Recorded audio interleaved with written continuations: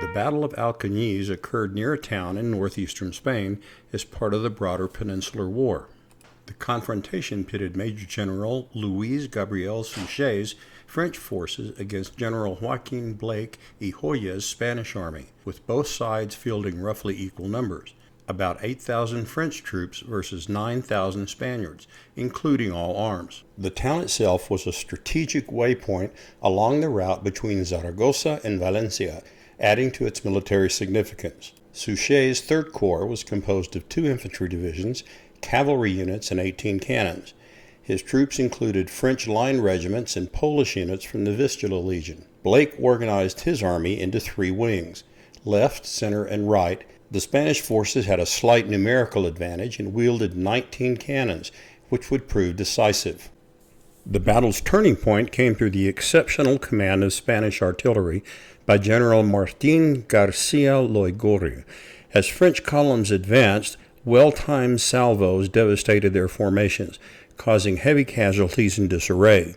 His performance earned him a promotion to Field Marshal and the Laureate Cross of St. Ferdinand, marking him as the first artillery officer to receive this honor.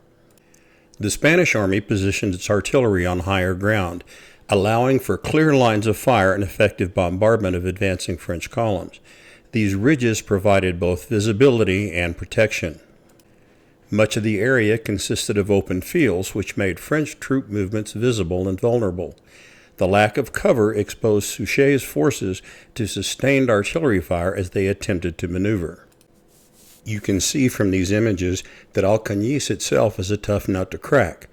Alcañiz lies near the Guadalupe River, which affected logistics and movement, as the only crossing was at the bridge.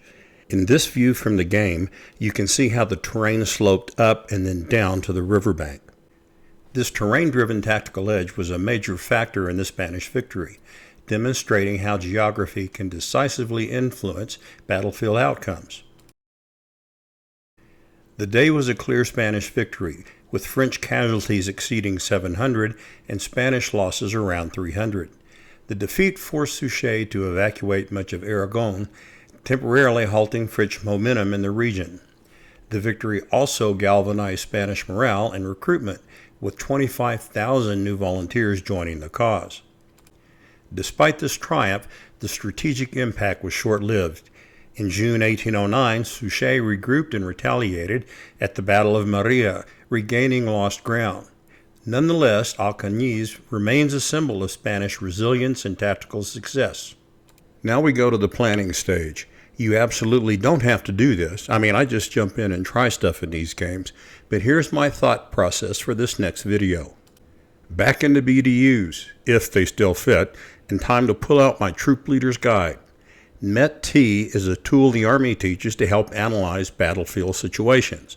It stands for Mission, Enemy, Terrain, Troops, and Time Available. So the first thing you need to look at is the overall mission.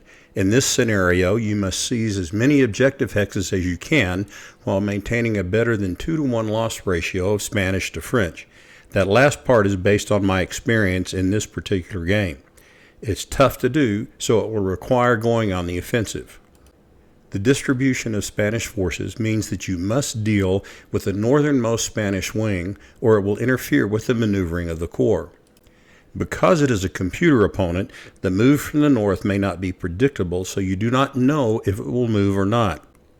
A heavy attack with the brigade in the north will seize an objective, and losses may be higher for the Spanish as they have lower troop quality.